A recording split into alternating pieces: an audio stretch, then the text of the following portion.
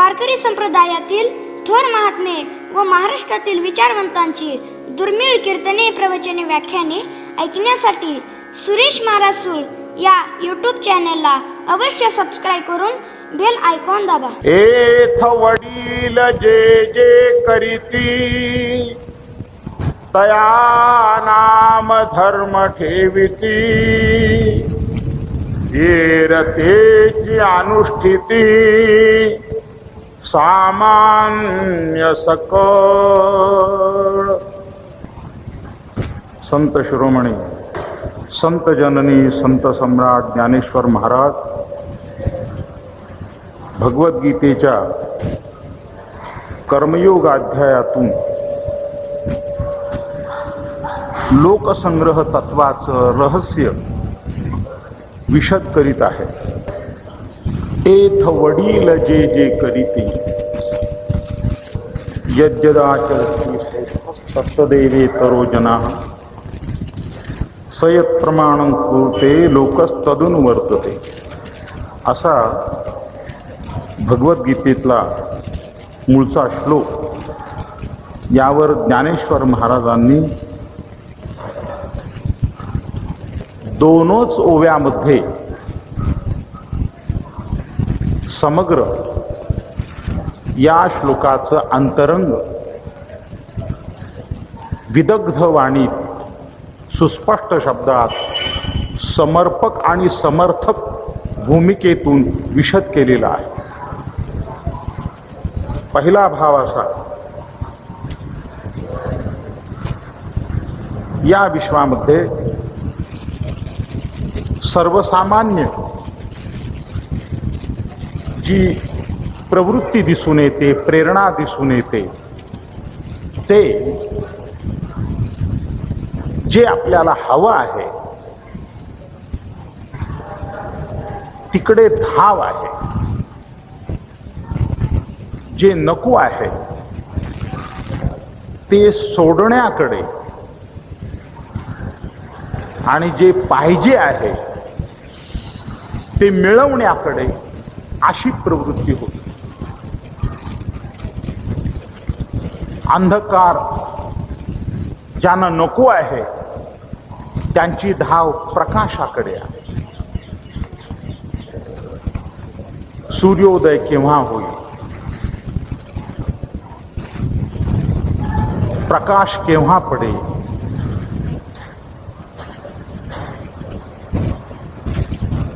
जो पार्थिव जीवनातला हा भाव आहे, सूर्योदयाचा, अंधकार निवारणाचा, तोच आध्यात्मिक उपासनात्मक जीवनात अज्ञान निवृत्ती करण्यासाठी आणि ज्ञान प्रकाशाची प्राप्ती होण्यासाठी तोच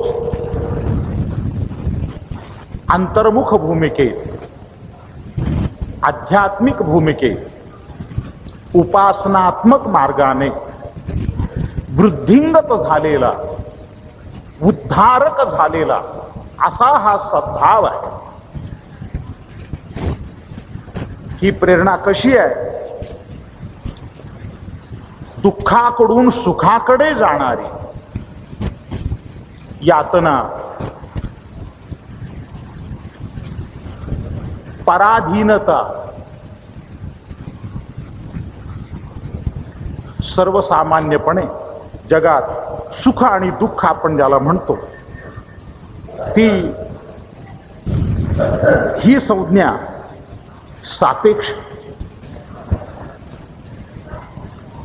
गुलाबाचं फूल नाकाशी आल्याबरोबर सुख झालं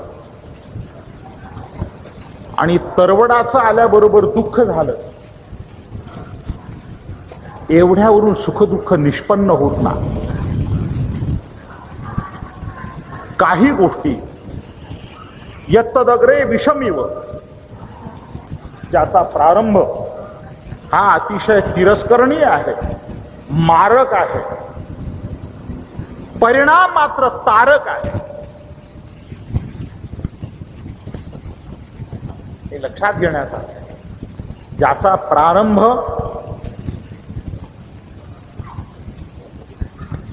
दिसायला कठीण दिसतो आणि ज्याचा शेवट हा अतिशय उपकारक आहे, उद्धारक आहे, या स्वरूपाचा असा असणारा प्रारंभ, ज्याचा प्रारंभी काठिण्याचा क्षोभ दिसे, पण क्षीराब्धिका लाभ मंगळाचा जैसा अंतिम लाभ जो आहे तो मात्र पवित्राणाम पवित्रम यो मंगलानांच मंगलम दैवतम दैवतानांच भूतानाम योग्य पिता. ज्ञानेश्वर महाराजांनी मोठे रोचक दृष्टांत दिलेले आहे. प्रारंभ कसा होतो आहे,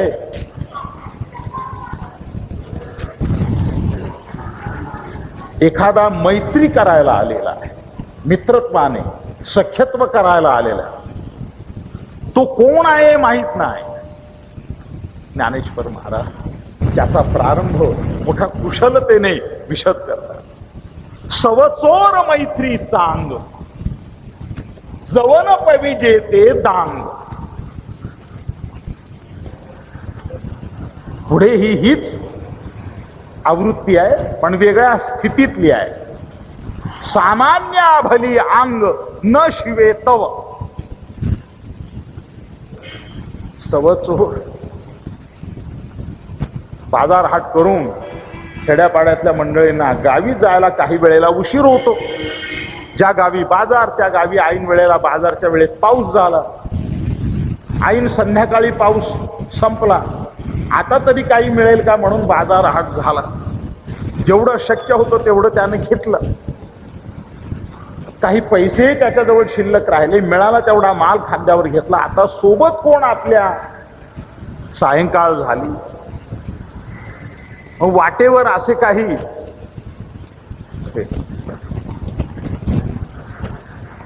अदृष्ट भोगाने स्वयंप्रेरित मित्र, हे त्यांना काही निर्निमित्त आहेत, ते त्यांना काही अनाहूत आहे, त्यांना काही निमंत्रण दिलेलं नाही.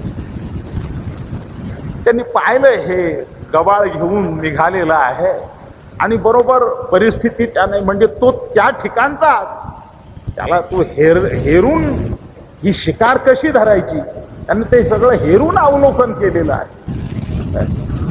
ठीक आहे. निघाल्या बरोबर गाव म्हणले, गाववाले.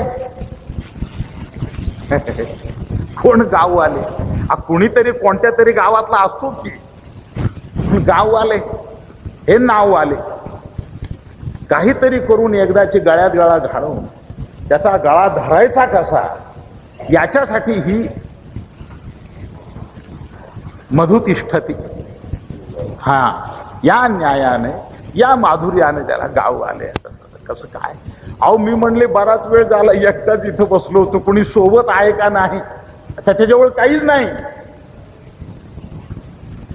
एकटाच इथं बसलो. कशाला बसला एकटा? याला हुडकायला बसला, शोधायला बसला. तात्पर्य त्याचं ते गोड गोड बोलणं. या मग तिथले ते आमचे इतकेच त्याच गावचे आमचे पण सोयरे आहेत, ते असं आहे, ते तसं आहे. नाही त्या 7 पिढ्याच्या उकाळ्या पाकाळ्या एकमेकाशी साधित साधित त्यानं त्या निबिड अरण्यापर्यंत, झाडी दाट लागेपर्यंत, आणि केवढी मोठी आरोळी ठोकली तरी पुन्हा कुणीही सोडवायला येणार नाही, कारण ती आरोळी ऐकायलाच जाणार नाही मुळी. अशा ठिकाणापर्यंत त्यानं नेल्यानंतर मग आपलं स्वरूप प्रगट केलं. त्याचं सर्वस्व लुबाडून नेलं. हे जितकं घातक आहे, नीट लक्षात घ्या, तितकंच पातक दुसरंही माणसाच्या हातून घडतं. लोभापोटी, वासनेपोटी, कामनेपोटी असंयमित अशी अंतःकरणाची जेव्हा ओढ निर्माण होते, नको त्या प्रवृत्ती त्याला कोठे नेऊन घालतील सांगता येणार नाही. ते उदाहरण ज्ञानेश्वर महाराज, ही जशी लूट होऊ शकते अशीच आपल्या सुकृताची, आपल्या पुण्याईची लूट करणाऱ्या अनेकविध प्रवृत्ती आहेत. त्यात ते म्हटलेलं आहे, सामान्या भली अंग न शिवेत. नीट लक्षात घ्या.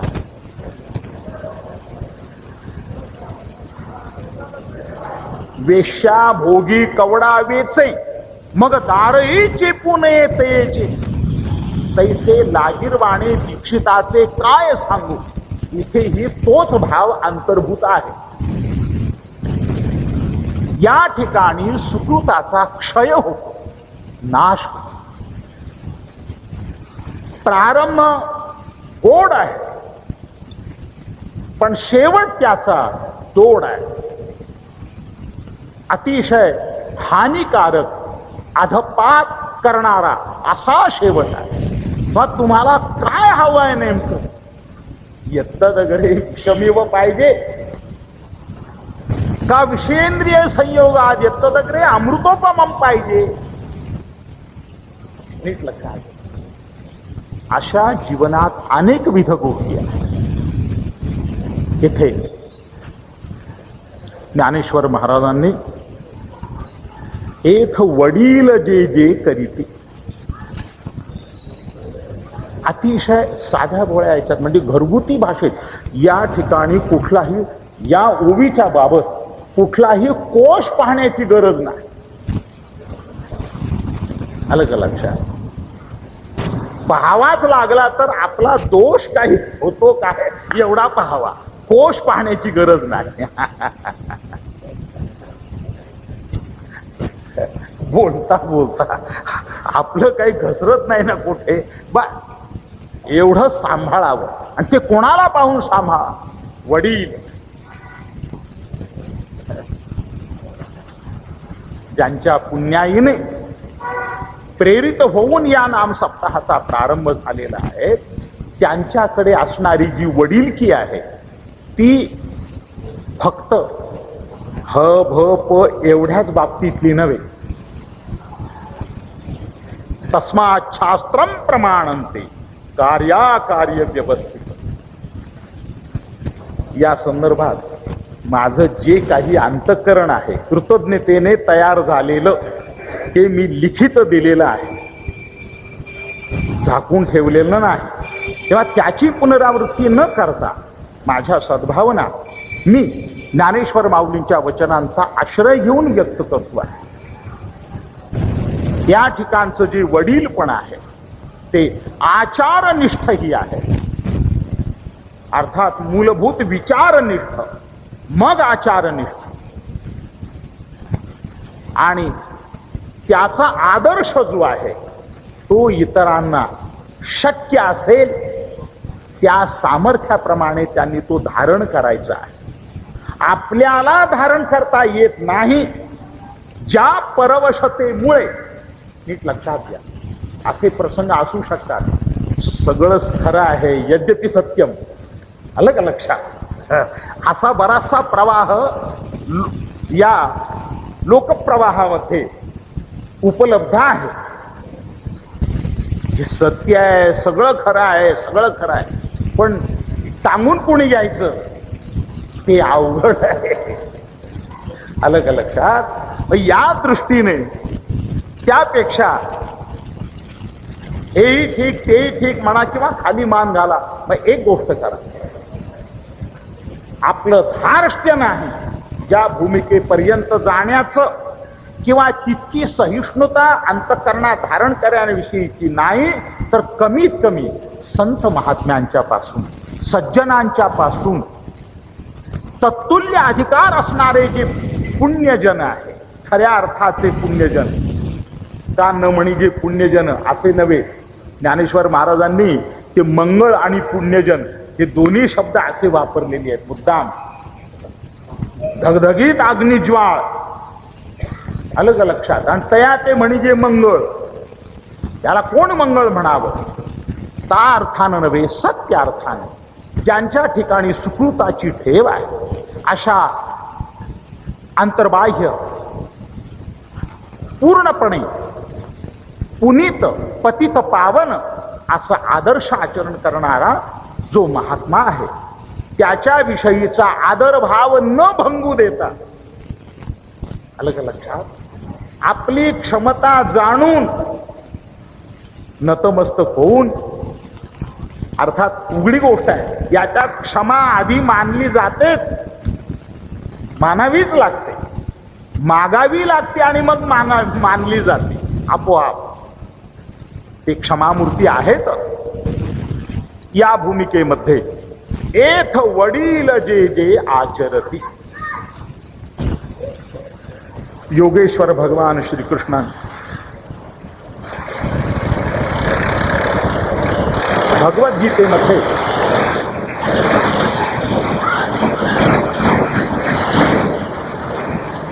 असे काही प्रसंग आहेत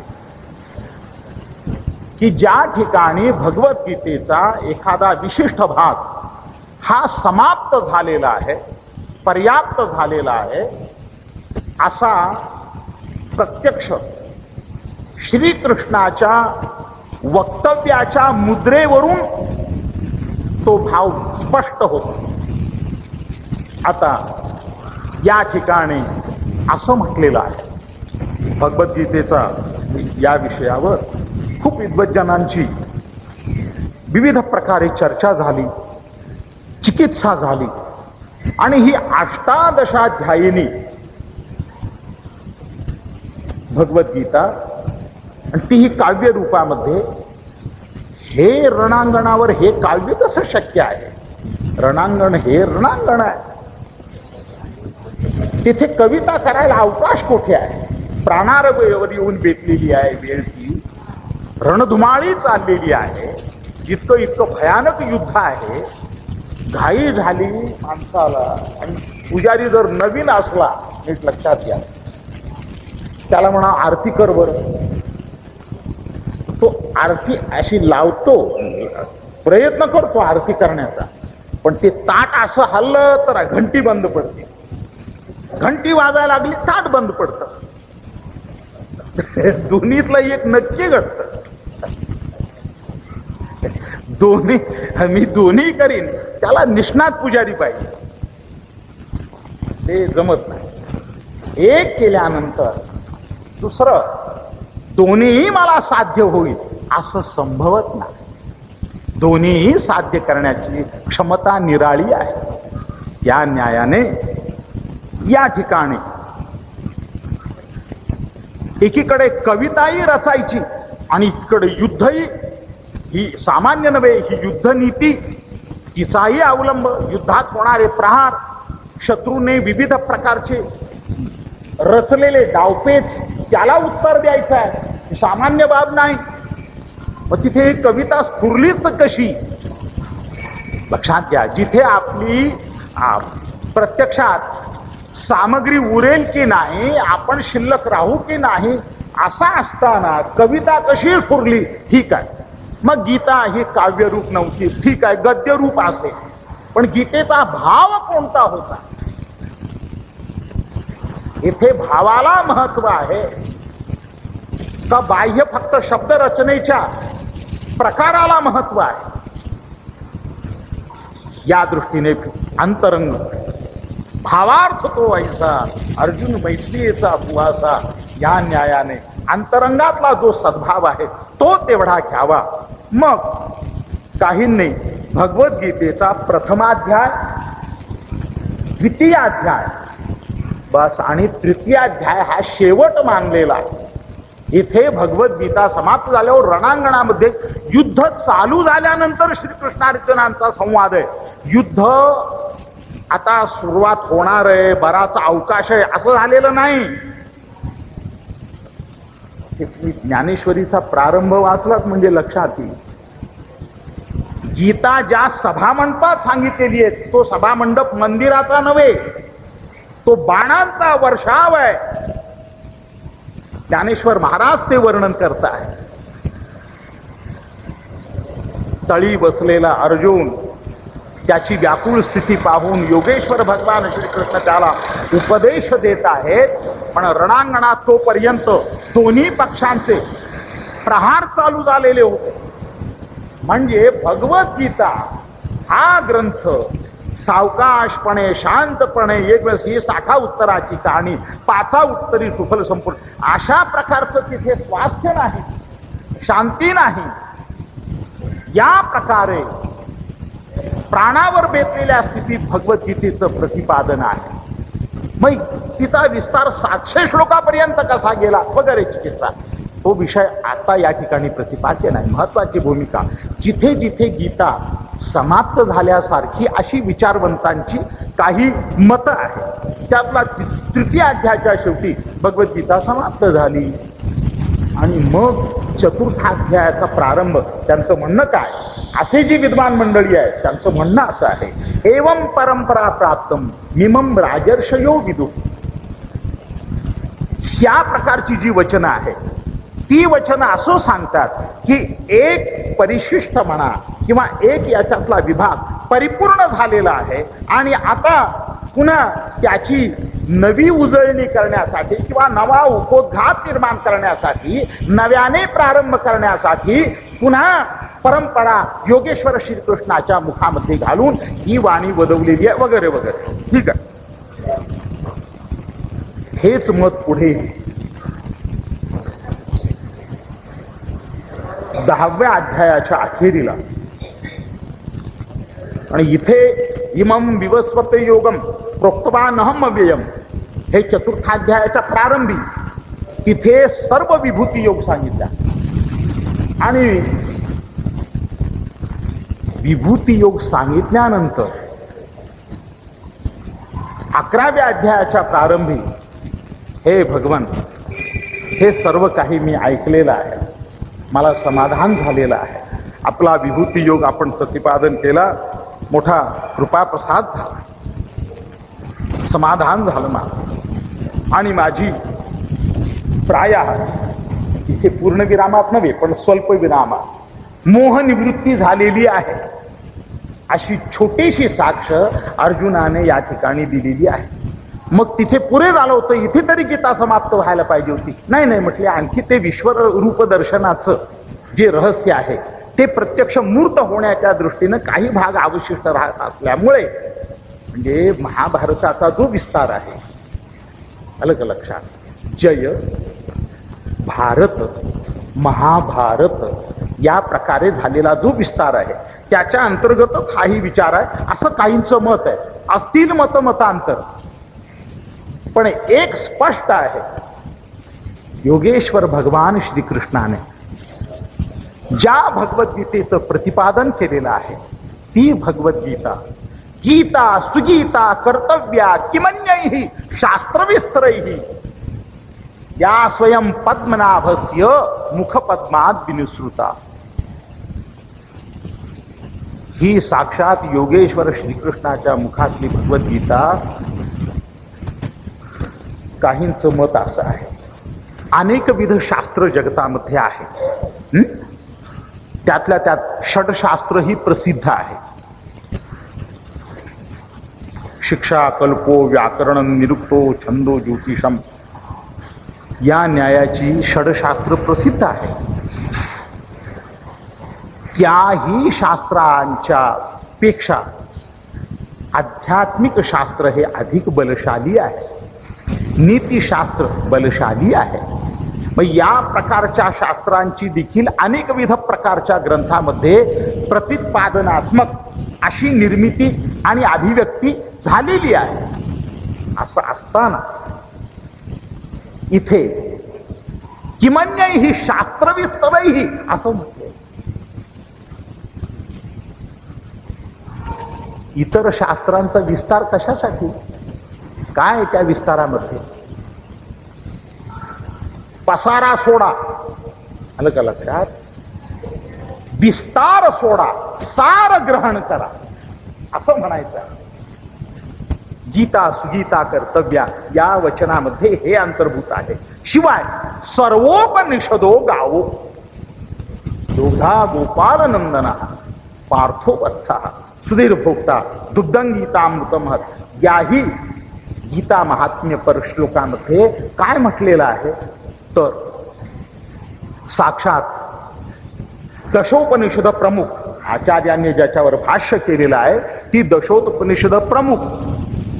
अष्टोत्तर शतोपनिषदांची संख्या जरी घेतली, एक प्रामुख्यानं मानावं लागेल की उपनिषद ग्रंथ हे अतिशय प्राचीन ग्रंथ आहे. अरण्यात साक्षात्कारी ऋषी मुनी, सिद्ध पुरुष, आत्मसाक्षात्कारी पुण्य पुरुष आपल्या सच्छिष्याला, सुपात्र असणाऱ्या शिष्याला जी अध्यात्म विद्या अनुग्रहाच्या द्वारे देत असत, ती विद्या ग्रहण करण्याची साधना, तिचं प्रतिपादन ग्रंथरूपाने ज्या वाङ्मयीन कृतीत आलेलं आहे तिचं नाव उपनिषद. उपनिषद गुरु सन्निध एकांतवासामध्ये ग्रहण केलेलं, धारण केलेलं, अनुग्रहाच्या माध्यमातून प्राप्त झालेलं जे ज्ञान ते उपनिषद. या प्रकारच्या ज्ञानाचा अधिकार सर्वोपनिषद, काय म्हटलेलं आहे, सर्व उपनिषद म्हणजे परंपरा कशी आहे, सर्व उपनिषदांचं सार म्हणजे भगवद्गीता. याचा अर्थ उपनिषद ग्रंथ हे कुठेतरी पूर्ववर्ती आहे. बरीचशी मंडळी असा दोष करतात. चिरंजीवाला जेव्हा आपण नमस्कार करतो ना, तेव्हा बापाला कमीत कमी दोनदा केला असं श्रेय आहे. पित्याला लाथा घालायच्या आणि चिरंजीवाला नमस्कार करायचा, ही नमस्कार नाही, हा तिरस्कारच आहे. बाकी आलं का लक्षात? हा नमस्कार कुठला? हा फारच विचित्र प्रकार आहे. नीट लक्षात घ्या. वेद ग्रंथांच्या बाबतीत सदोष वाणीने तिरस्कार करणारे लोक, उपनिषद ग्रंथांच्याही बाबतीत जरा उपेक्षा बुद्धी धारण करणारे लोक, आणि भगवद्गीतेमध्ये, भगवद्गीता मात्र खरा ग्रंथ जगातला जर कोणता असेल अरे पण भगवद्गीतेला तू मानतोयस ना, हे एक लक्षण जर प्रामाणिक असेल, तुझं अव्यभिचारी असेल, आलं का लक्षात, तर त्या पातिव्रत्याची साक्ष अशी आहे की त्याच्या पूर्ववर्ती असणारी जी अधिष्ठान रूप पुण्याई आहे ती तुला निश्चितच नुसती वंदनीय नाही, परम वंदनीय आहे. ही वंदनीय आणि ती निंदनीय कशी काय? हे कसं काय? हे लक्षात घेण्यासारखं आहे.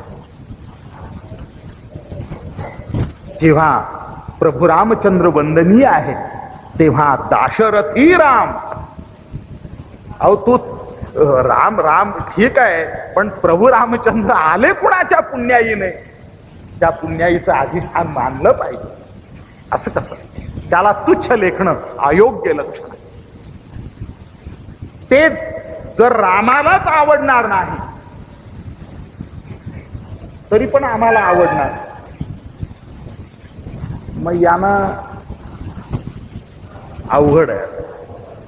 ते शब्द बोलणं समाजामध्ये बरं नाही. त्या दृष्टीने ही रामाला न आवडणारी बाब आहे. लक्षात. स्वामीच्या मनोभावा न चुकीजे हेची परमसेवा, येरतेगा पांडवा वाणिज्य कर. जो स्वामीचा मनोभाव आहे त्याला कुठेही प्रमादरहित निष्ठेने, त्याला कुठे तडा जाऊ नये, त्याच्याशी प्रतारणा होऊ नये, अशा प्रकारच्या निष्ठेने जी प्रामाणिक सेवा होईल हीच खरी सेवा. या विरहित जर अन्य काही प्रकार असतील तर ते समजून घ्यायचं की हे आदान प्रदान आहे. हे इति गुह्यतमम शास्त्रम, याच्यामध्ये काही, या गोडव्यातही काही अर्थ नाही, या कशातही काही अर्थ नाही. साभिलाष भिल्लांचा गावो म्हणून नये जावो येवो तया ठाया एथ वडील जे जे आचरती. योगेश्वर श्रीकृष्णाने आणि मर्यादा पुरुषोत्तम प्रभू रामचंद्राने सुद्धा एकीकडे परब्रह्म राम वसिष्ठा शरण, एकीकडे सन्निपान सद्गुरु हे स्वरूप धारण करून योगेश्वर श्रीकृष्णाने सेवा केलेली आहे. असे दाखले परमेश्वरी चरित्राचे जे आज उपलब्ध असणारी पुराणाधिक साहित्य आहे त्याच्यामध्ये सर्वच्या सर्व हे प्रांजळपणे विशद केलेलं आहे. देवाने देखील हे तत्व मानलेलं आहे. यदि ह्यहम न वर्तेयम यातुर्कर्मण्यतंद्रितः मम वर्तमानुवर्तन्ते मनुष्याः पार्थ सर्वशः. हे अर्जुना, मीच जर पूर्ण काम झालो आणि मी निष्काम आहे, मला काहीच करण्याची गरज नाही, मीच परमात्मा आहे असं म्हणून जर मी गप्प राहिलो की नाही तर सगळा समाज ठप्प राहील, अश्मयुगात जाईल, दगडा धोंड्याचे लोक तयार होतील, पाषाणवत जीवन जगतील. म्हणून हे करून दाखवण्याचं, वर्तवून दाखवण्याचं कर्तव्य या दृष्टीने अवतार या भूमिकेमध्ये परमेश्वराने प्रत्येक अवतारात हे करून दाखवलेला आहे, वर्तवून दाखवलेला आहे. जगद उद्धार करून दाखवलेला आहे. नीट लक्षात. बरीचशी मंडळी म्हणतात काय हो, एकदा यायचं नाही इथे, यायचं बरं, हे संपायचं कधी? एकदा मरून गेलं हे सगळं संपून गेलं, मरून गेलं. मग आगमन एवढ्यासाठीच झालं का आपलं? नीट लक्षात. मरून जाण्यासाठी सामान्य जीव मात्र आहे, मनुष्येतर प्रामुख्याने भोग योनी या मरून जाण्यासाठी, भोगून भोगून मरून जाण्यासाठी भोग योनी आहे. मनुष्य भोग योनी नाही, ती कर्म योनी आहे.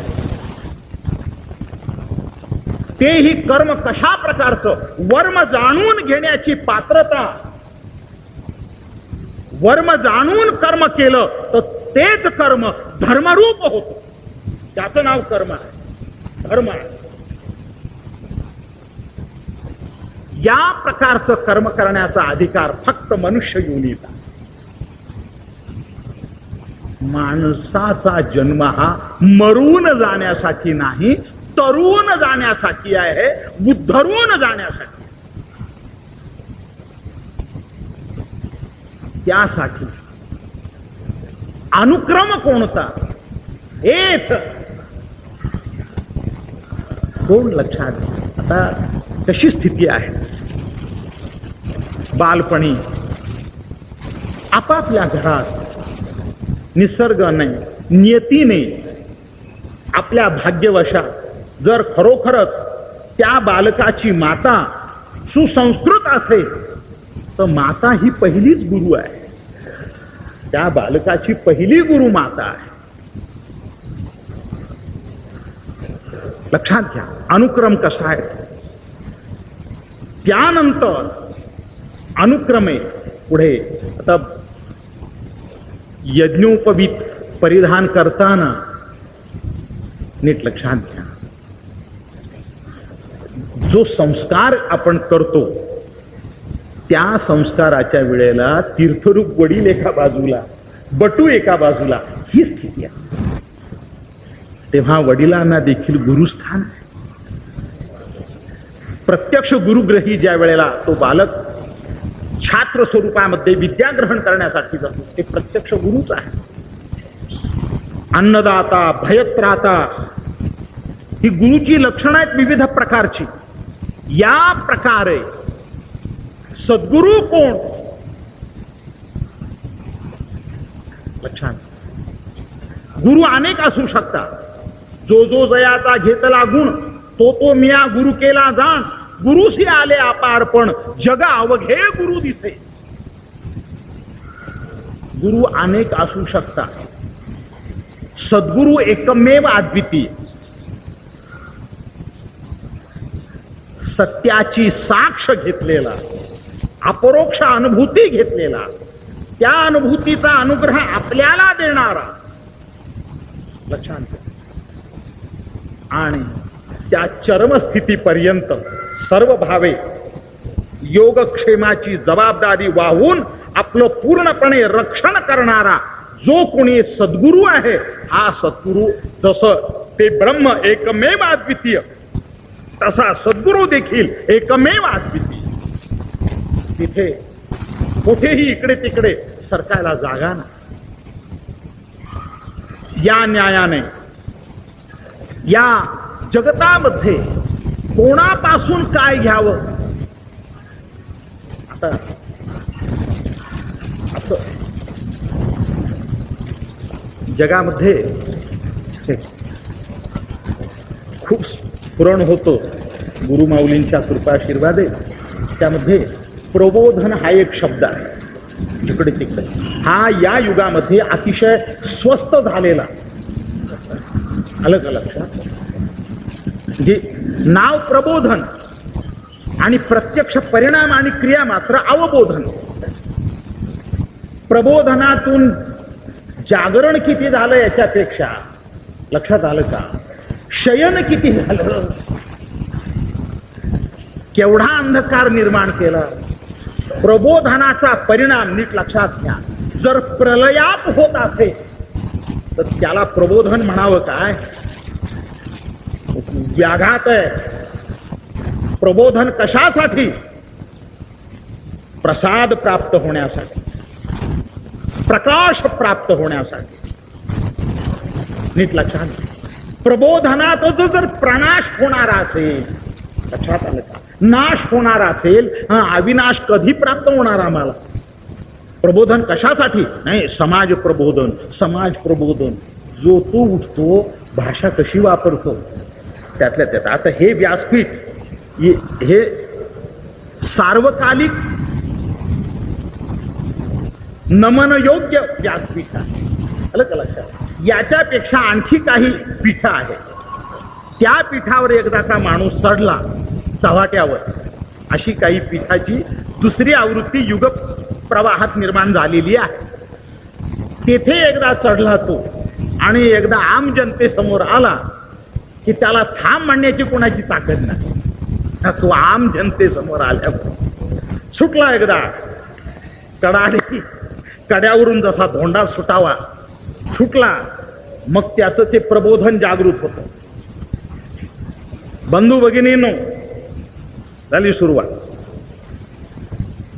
समाजातल्या तळागाळाचे जे प्रश्न आहेत, आपलं कार्य, आपलं उद्दिष्ट, आपलं ध्येय हे तळागाळापर्यंत गेलं पाहिजे. त्याच्या मुखामध्ये ते सगळं भाषण संपेपर्यंत तळ आणि गाळ या शब्दाचा किती गाळ तयार होतो सांगता येणार नाही. भरपूर भरपूर तळगाळ आणि तळागाळाला, तळागाळाला. बर, इतकं बोलल्यानंतर घडतं काय, ऐकणाऱ्या मंडळींना विचार, महोदय काय बोलले, काय तळागाळाला असं काही म्हणत होते व काहीतरी, आणि जो तो येतो असाच म्हणतो. ऐकणाऱ्यांना विचारलं की नाही ते बरोबर सांगतात प्रामाणिकपणे, जो तो येतो असाच बोलतो. काय झालं होईल, बोलणारा तर तळमळीनं बोलला. तेथे तळमळ आहे, येथे तळागाळाची, उद्धाराची, प्रबोधनाची भूमिका आहे.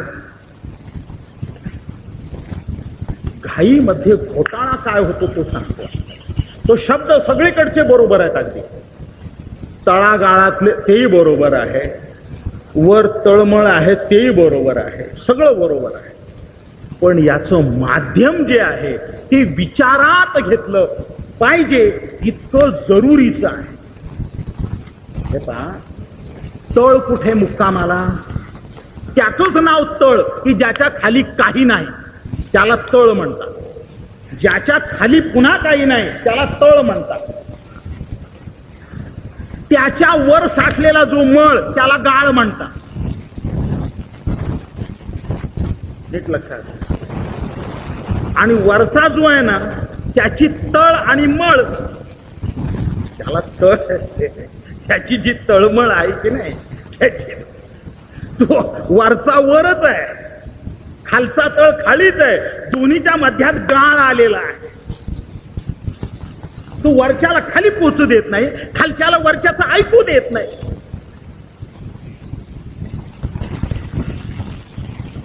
कशी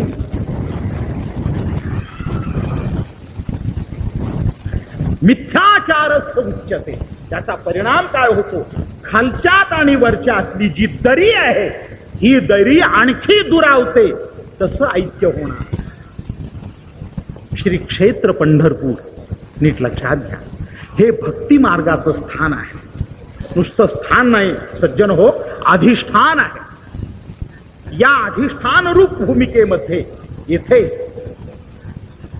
अत्यंत जबाबदारी धारण करणारे जे थोर विचारवंत आणि आचारवंत सज्जन आहेत ते पूर्णपणे आपापल्या भूमिकेमध्ये जागृत असल्याशिवाय हे अधिष्ठान टिकू शकत नाही, देवाला मान्यही होऊ शकत नाही. हे माहेर संताचे नामया स्वामी केशवाचे. ही सगळी संत वचन काय सांगतात, संत महात्म्यांचं माहेर आहे, सज्जनांचं माहेर आहे, उपासकांचं माहेर आहे.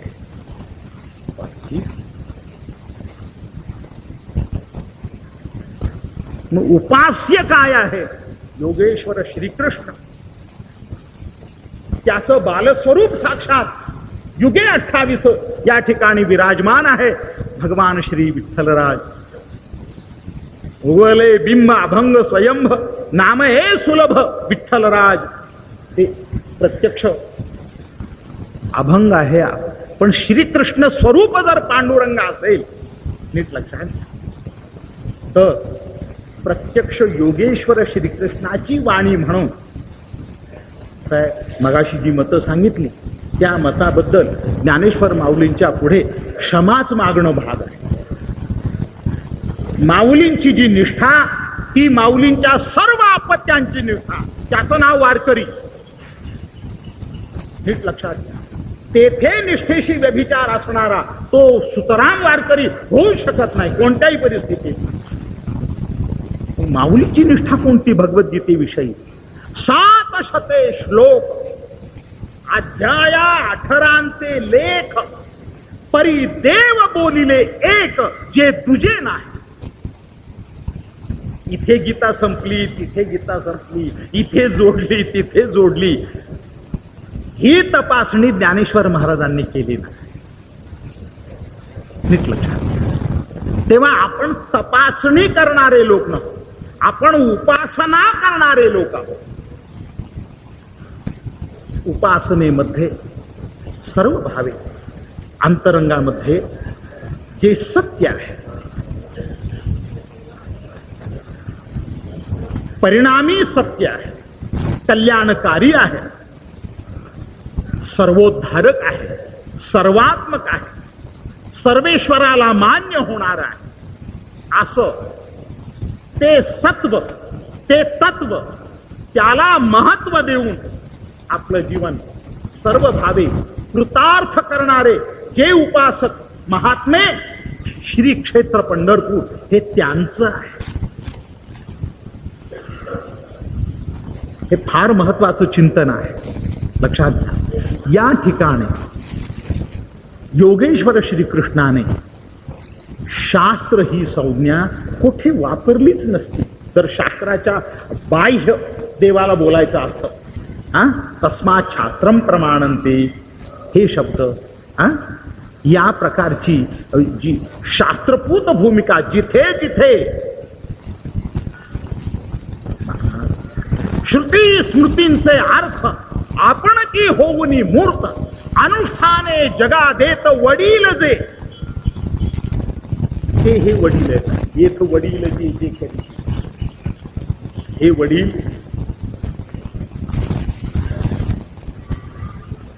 समाजात वडील जसे आहेत ना तसे खोडीलही काही आहे.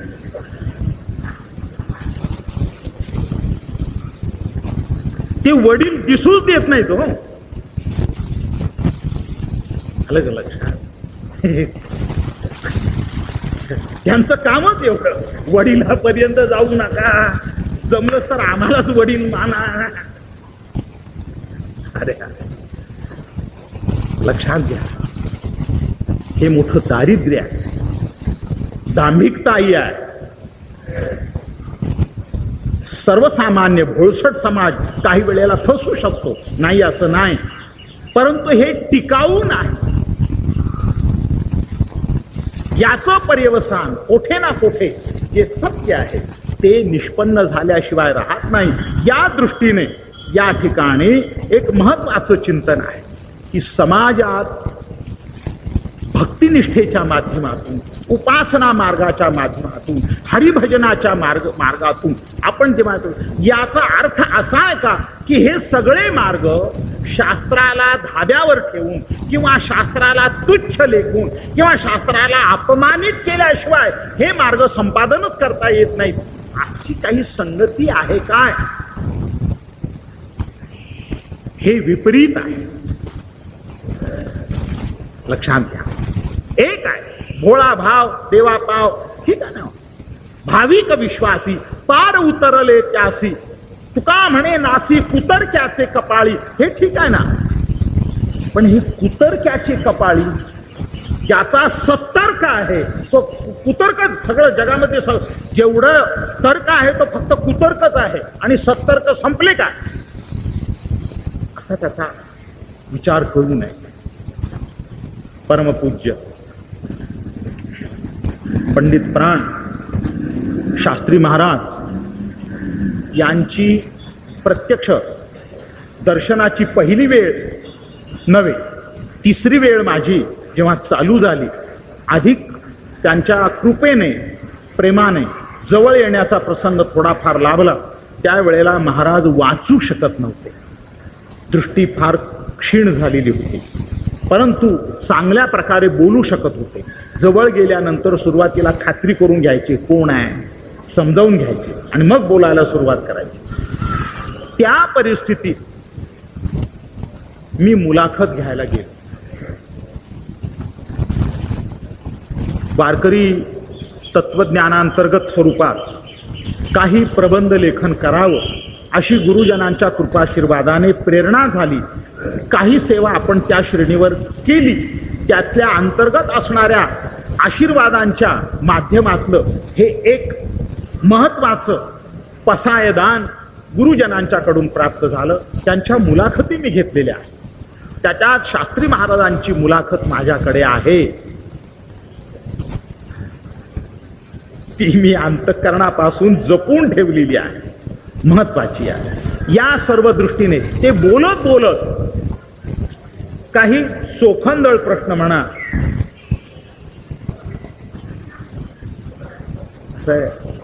चोखल्यानंतर ज्याच्यात काही मिळतं त्याला चोखंदळ तरी म्हणा. चोखल्यानंतर जर तोंडात बुचच येत असेल तर ते आपण जिवंत असण्यापेक्षा प्लास्टिकची बाहुली झालो असतो तर बरं झालं असतं. तेव्हा हा निरर्थक होणारा जो प्रसंग आहे तो बाजूला टाळून मी शास्त्री महाराजांना म्हणत असे, महाराज मी क्षमा मागून एक विचारतो की अलीकडे असे असे प्रवाद आहेत, याच्यावर आपलं मत काय आहे? काही वर्णाश्रमाच्या सांकेतिक भूमिकेविषयी मी त्यांना प्रश्न जेव्हा विचारले तेव्हा त्यांनी तात्काळ एक महत्वाची गोष्ट विचार करून उत्तर देणं हे मला कधीही त्यांच्या जवळ गेल्यानंतर मला जाणवलं नाही. इतका समृद्ध साठा, विश्वकोश जसा, एवढा परिपोष ज्ञानाचा सान्निध्यात गेलं. त्यांना ओळख आली की ही व्यक्ती अमुक अमुक आहे. सुरुवात प्रश्न विचारत चला, उत्तर मिळतील, पाल्लाळ मिळणार नाही आणि तुम्ही पाल्लाळ लावण्याची गरज नाही. या प्रकारे तो प्रश्न विचारला. त्यांनी ताबडतोब, विशेषतः नवरात्र नुकतंच झाल्यामुळे माझं अगदी ज्वलंत स्मरण आहे, ही घटना घडून पूर्णपणे, पहिली घटना घडून, पहिली भेट घडून 37 वर्ष पूर्ण होऊन गेली आणि ही घटना घडून 36 वर्ष पूर्ण झाली. 3 तप लोटली. महाराजांनी मला जे दिलेलं उत्तर आहे ते उत्तर स्पष्टपणे असं आहे.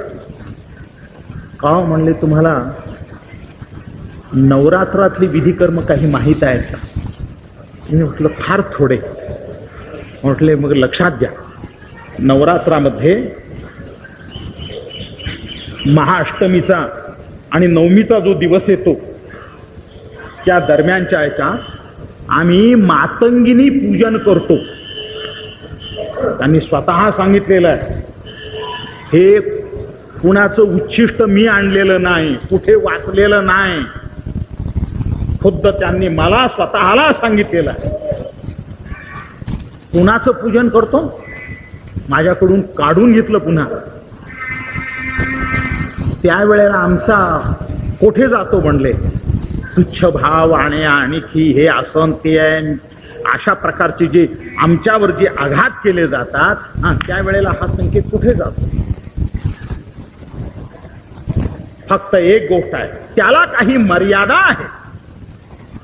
त्या मर्यादेला अनुलक्षून जर असेल तर आम्हाला ते सुद्धा मान्य आहे असा अर्थ त्यांनी बरोबर हा अन्वय अर्थ लावला आणि मला सांगितलं की आम्ही त्यांना नुसतं समानन वगैरे नव्हे, देवतुल्य मानून पूजन करतो.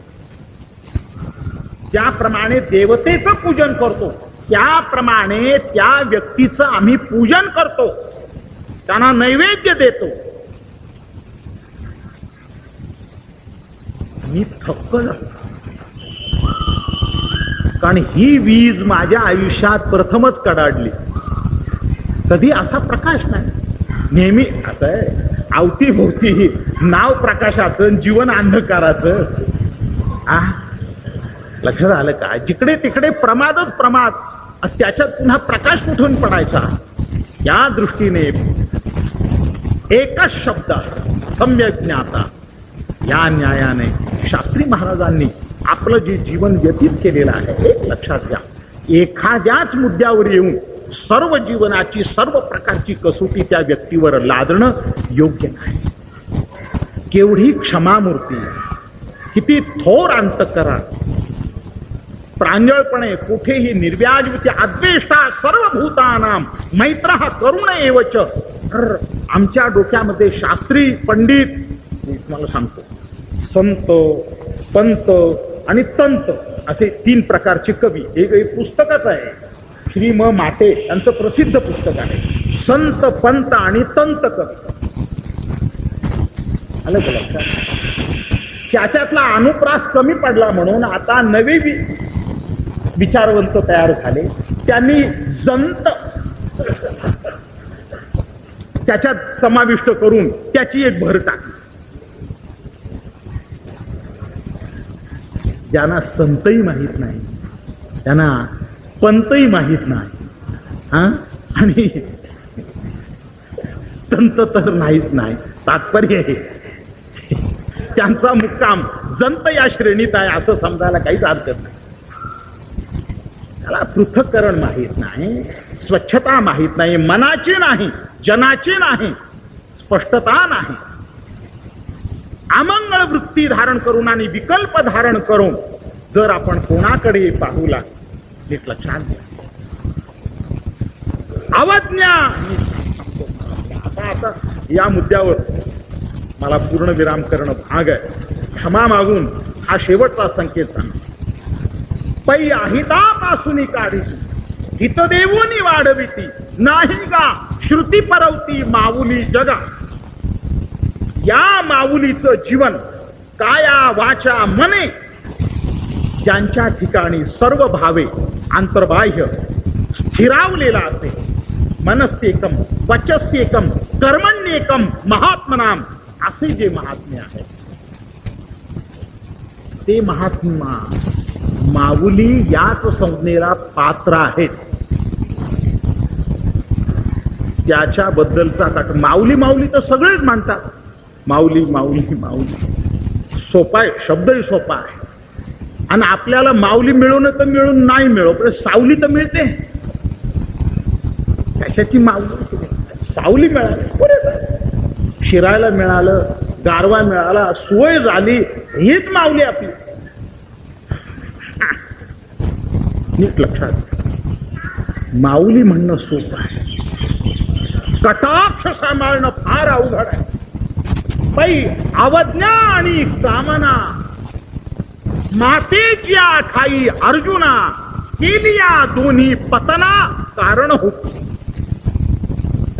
माता माता तर परस्त्री ते म्हणता माता, चित्त लाजविते चित्ता, काय बोलून या तोंडे मना माझी कान कोंडे. कोणालाही पाहिल्यानंतर माता म्हणणं सोपं आहे. मनाचा तपास करून सत्य अर्थाने आपण तोंडाने काय बोलतो तीच मुद्रा अंतःकरणात ठसावती का, याचं परीक्षण निरीक्षण करून मग सर्व अर्थाने तिला माता म्हणणं, याच्या इतकं पुण्याईचं काहीच नाही. फार मोठं सुकृत आहे. पण तोंडात एक आणि मनात एक जर असेल, नीट लक्षात घ्या, तर मात्र हा नुसता व्याघातच नाही, हाच व्यभिचार. हा अनाचार आणि अविचार सोडून देण्यासाठी मातेची ठाई अर्जुना, दोन गोष्टी सांभाळ. हे अर्जुना, माता माता म्हणणं सोपं आहे, पण दोन गोष्टींचा सांभाळ मातेच्या ठिकाणी करणं अत्यावश्यक आहे, अपरिहार्य आहे. आणि त्या दोन बाबी म्हणजे अवज्ञा टाळली पाहिजे आणि कामना. अवज्ञा आणि कामना मातेची ठाई अर्जुना केली या दोन्ही पतना कारण होती.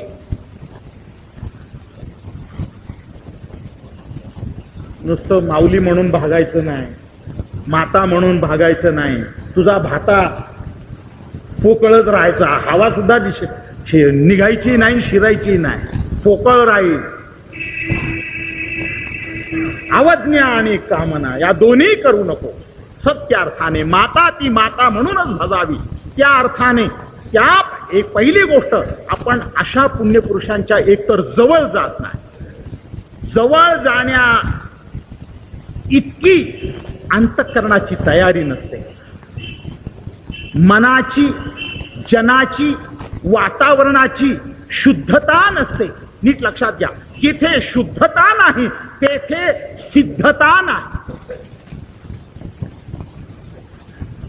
जे शुद्ध आहे ते सिद्ध आहे आणि सर्व प्रकारे सिद्धीला जाण्याला पात्र आहे, तेथेच सिद्धी प्राप्त.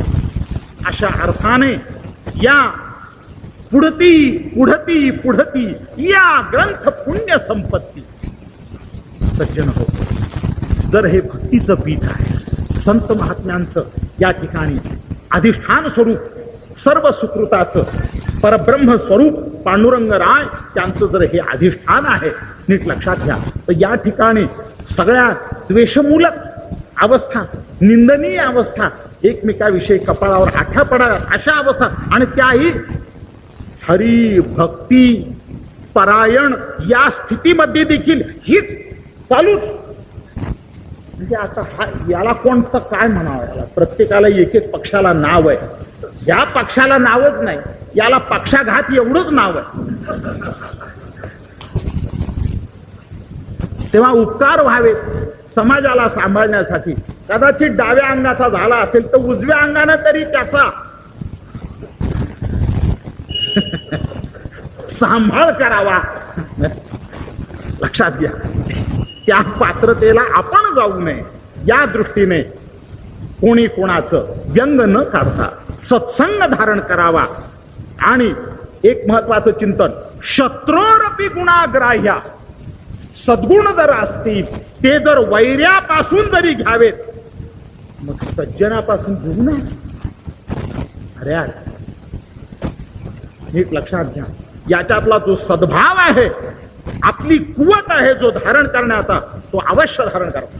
जिथे आपल्याला समजत नाही किंवा आपली काहीतरी कोणत्या अवस्थेत दोलायमान अवस्था होते, त्या ठिकाणी क्षमा मागावी, निंदा करू नये, अभद्रवाणीने बोलू नये. का येती निंदका पाशी आशेष ही पापे. सर्व पापांचा उकिरडा या जगातला कोठे येत असेल तर निंदकाच्या जवळ येतो. निंदा करू नये, वास्तवता जाणून घेण्याचा प्रयत्न करावा. सत्य जाणून, सत्य स्मरून, सत्य चिंतन मनन निधिध्यासनात आणून सत्याची उपासना धारण करून उद्धरेन आत्मनात्मानं या न्यायाने गुरुकृपेचा आशीर्वाद